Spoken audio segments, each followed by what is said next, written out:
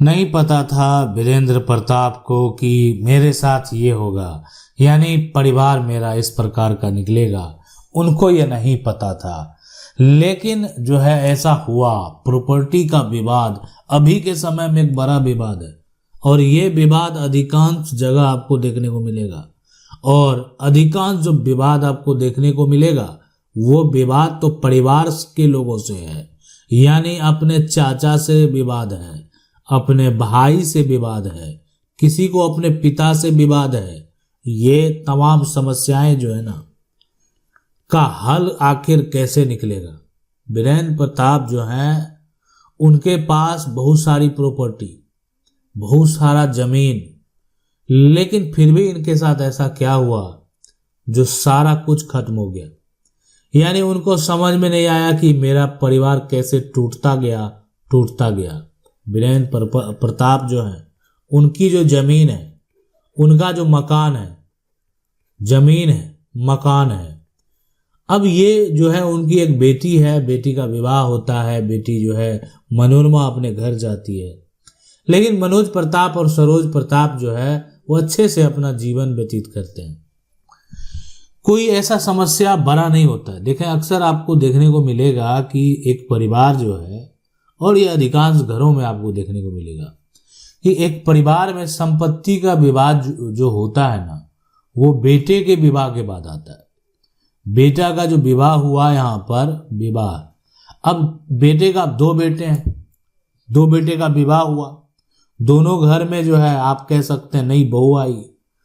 अब दोनों घर में नई बहू आई तो ये भी आपको देखने को मिलेगा कि दोनों घर अब आगे जो है एक तरह से इस प्रकार से चल रहा है कि कोई समस्या नहीं है।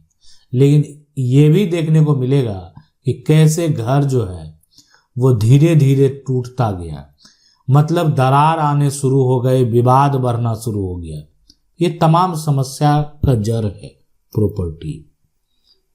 लेकिन इस समस्या का हल कैसे निकलेगा, और जो वीरेंद्र प्रताप है उसके साथ क्या क्या हुआ, तो यहाँ उनके साथ भी यही हुआ। मनोज प्रताप और सरोज प्रताप का जब विवाह हो गया, घर में यहाँ पर जो दोनों बेटों के यहाँ पर जो है ना, बेटों के विवाह होने के बाद ये कहानी बदल गई।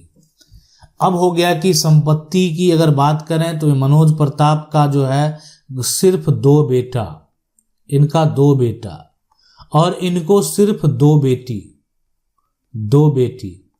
अब ये परिवार कब टूटा, परिवार कब जो है मजिस्ट्रेट से लेकर यानी सिविल कोर्ट तक चला गया, ये आप सोच नहीं सकते। और परिवार को क्या जाना मजबूरी थी।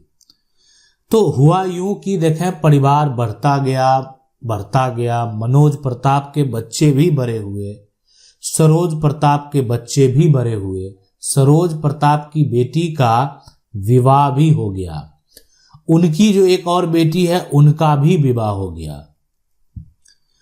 लेकिन अब ऐसा होता है कि जब वो चले जाते हैं, बेटी का विवाह हो जाता है, तो सरोज प्रताप की संपत्ति को कौन लेगा। हमारा कानून ये कहता है कि पिता का जो संपत्ति है उसमें जो भी उनके वंशज हैं, कहने का मतलब जो भी उस परिवार में उनका एक तरह से उनके पिता से अगर उनका जन्म हुआ है तो वो पिता के संपत्ति के हकदार होंगे।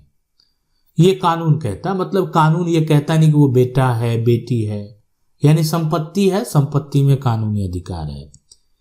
अब यहाँ पर बेटी का विवाह होने के बाद जो है ये कंडीशन ऐसा होता है कि सरोज प्रताप की जो संपत्ति है वो मनोज प्रताप के जो बेटे हैं उनको लगता है कि अब ये संपत्ति हमारी हो गई। लेकिन आज तक ये प्रॉपर्टी, सारी संपत्ति, सारी जमीन मकान जो है वो जिस पर नाम दर्ज है वो वीरेंद्र प्रताप का नाम दर्ज है। यानी ये जमीन, ये मकान पर जो एक तरह से नाम दर्ज है वो दर्ज है वीरेंद्र प्रताप का। अब मनोज प्रताप जो है उनका बेटा, ये जो है वो क्या करते हैं कि जो सरोज प्रताप के हिस्से की जमीन है उसको बेचना शुरू करते हैं। यानी वो वैसी प्रॉपर्टी को बेचते हैं जो प्लॉट सरोज प्रताप के पास था, और अपने प्रॉपर्टी को वो नहीं बेचते हैं। ऐसे करके सरोज प्रताप की जो है आधी से ज्यादा संपत्ति को बेच दिया जाता है। आधी से यहाँ पर ज़्यादा जमीन को बेच दिया गया। अब एक तरह से जो है जो उनकी बेटी है, जब उनके द्वारा सवाल किया गया तो भी उसका जो है कोई भी निष्कर्ष नहीं निकला। मामला मजिस्ट्रेट कोर्ट तक गया, यानी मामला एसडीएम कोर्ट तक गया, लेकिन तो भी यहाँ पर किसी प्रकार का कोई भी निष्कर्ष नहीं निकला। अक्सर आप देखते हैं कि मान लेते हैं कि आप ऐसे सिचुएशन में क्या करते हैं, जब आपकी प्रॉपर्टी को बेच दिया गया, जब आपकी प्रॉपर्टी का सेल डीड तैयार हो गया, जब आपकी प्रॉपर्टी का केवाला तैयार हो गया, तो आपको भी ये समझ लेना बेहद जरूरी है कि ये केवाला को रद्द कौन करेगा। क्या एक थाना प्रभारी आपके केवाले को रद्द कर सकता है? तो जब आपके जमीन का केवाला हो चुका है, तब आप समझ सकते हैं कि आपका थाना से यानी इस समस्या का हल नहीं निकलने वाला। आप जाकर क्या करेंगे? उसके खिलाफ एफआईआर दर्ज कराएंगे, थाना जो है इंक्वायरी करेगी, पूछेगी कि आपने क्यों जमीन बेचा। ये सारा कुछ होगा, लेकिन आपका उस केवाले को रद्द करने का अधिकार नहीं है, उस केवाले को कैंसिल करने का अधिकार नहीं है।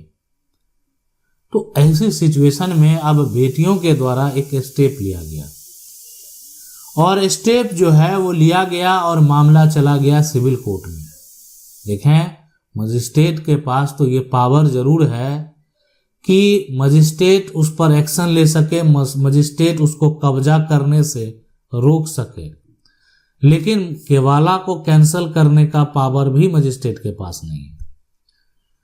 मामला जब सिविल जज के पास चला गया तो सिविल जज ने दोनों पक्ष को सुनने के बाद देखें, स्पष्ट होता है कि सरोज प्रताप की जमीन है, एक तो बंटवारा हुआ नहीं, सारी जमीन वीरेंद्र प्रताप के पास, जो भी हुआ मौखिक बंटवारा हुआ है। अब मौखिक बंटवारा अगर हुआ है तो अब बेचा कौन? मनोज प्रताप का बेटा। तो जिस दिन कोर्ट में ये इसका फैसला आया, आज उस फैसले को अगर आप जानेंगे तो हैरान हो जाएंगे। इस तरह का जो प्रॉपर्टी का विवाद है, इससे अगर आप जूझ रहे हैं ना, आपके पास भी ऐसा समस्या है, तो आप कमेंट करके अपना सवाल पूछ सकते हैं। मेरा जो है एक तरह से वीडियो के माध्यम से हम आपके सवाल का जवाब देने का प्रयास करेंगे ताकि आपके समस्या का हल हो सके। तो देखें, अब ये है कि इसका जो निष्कर्ष है ना, इसका निष्कर्ष क्या निकला? इसका निष्कर्ष ये निकला कि ये जो जमीन है, यानी इस जमीन का असली हकदार जो है वो कौन होगा?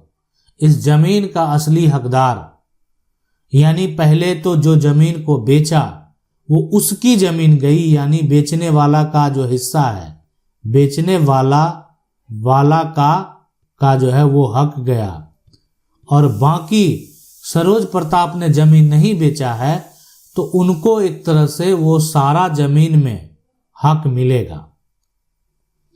तो इसीलिए ये सेल डीड को कैंसिल करने की जरूरत नहीं है।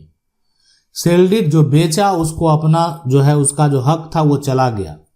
अब जमीन है, ये जमीन अगर बेच दिया तो दूसरा जमीन उसके एवज में कानूनी तौर पर दिया जाएगा। आपको घबराने की जरूरत नहीं है। हिस्सेदार जो है ना, हिस्सेदार बेचकर भाग नहीं सकता, बेचकर भाग नहीं सकता, इसलिए, और हिस्सेदार जो है वो हक मार नहीं सकता। यानी अगर वो आपका हक मार लेगा तो आप उसको सबक सिखा देंगे। अब इसमें आपको करना क्या है? अगर आपका भी इसी प्रकार से समस्या, आप अपने एक वकील से संपर्क करेंगे और आपको पूरा प्रक्रिया समझ में आ गया होगा कि अगर ऐसा समस्या होता है जीवन में तो क्या करना चाहिए। आशा करता है वीडियो अच्छा लगा होगा। वीडियो लाइक जरूर कर दे। चैनल को पहली बार देख रहे हैं सब्सक्राइब करके जो बेल आइकन है उसको जरूर दबा लें। मिलते हैं अगले वीडियो में, तब तक के लिए जय हिंद।